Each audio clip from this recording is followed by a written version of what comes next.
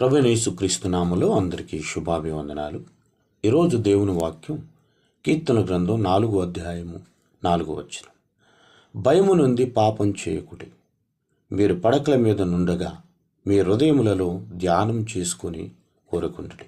ఈ కీర్తన దావీదు శ్రమల్లోను బాధల్లోనూ ఉన్నప్పుడు తన జీవితంలో నుంచి వ్యక్తీకరించినటువంటిది.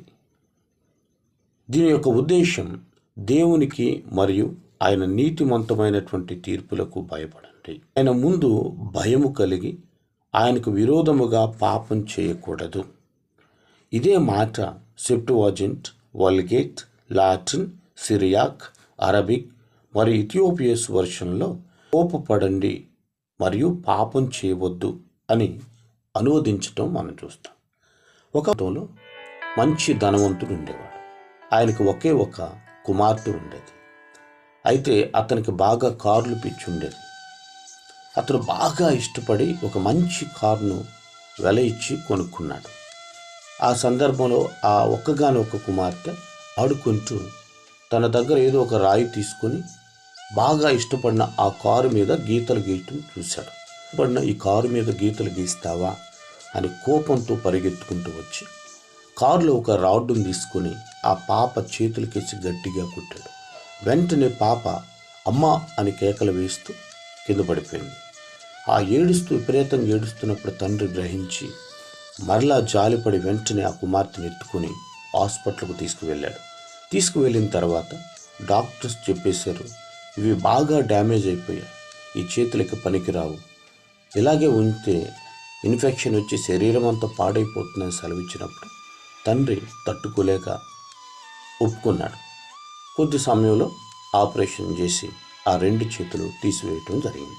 ఈ కుమార్తెను చూడమని చెప్పినప్పుడు తండ్రి వేగిరపడి ఆ ఆపరేషన్ థియేటర్లకు వెళ్తే ఇకేముంది, ఆ కుమార్తె అవుటిది కాడి, నేనంటే నీకు బాగా ఇష్టం అనుకున్నాను, నాకంటే నీకు ఆ కారు అంత ఇష్టమని నాకు తెలియదు, నన్ను క్షమించు, మరెన్నడూ నేను ఆ కార్ల మీద కానీ రాసుకోవటానికి కానీ అవకాశం లేకుండా నీవే నన్ను ఈ స్థితికి తీసుకొచ్చావు, నేను బాధ పెట్టుంటే నన్ను క్షమించు తండ్రి అని చెప్పినప్పుడు తండ్రి ఎంత ఏడ్చుంటాడో, ఎంత దుఃఖపడి ఉంటాడో మనం అర్థం చేసుకోగలం కదా.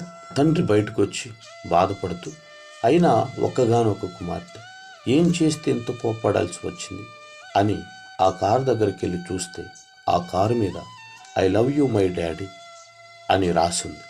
ఆ పేరు చదివిన తర్వాత ఆ తండ్రి గుండె బద్దలైపోయి రివాల్వర్ తీసుకొని సూసైడ్ చేసుకొని చనిపోయాడు. గమనించారా? కోపము పాపానికి దారితీస్తుంది. వాక్యం సెలవిస్తుంది. అపోస్తులుడైనటువంటి పౌలు ఎఫెసీయులకు రాసిన పత్రిక 4వ అధ్యాయం 26వ వచనంలో, కోప్పడుడు గాని పాపం చేయకుడి, మీ చర్యల గురించి ఆలోచించండి, వాటిని తీవ్రంగా పరిగణించి మీ హృదయమును భద్రపరచుకునండి.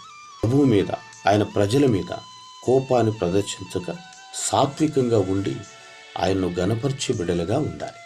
పరిశుద్ధ ప్రేమ కలిగిన తండ్రి, వందనాలు ప్రభా.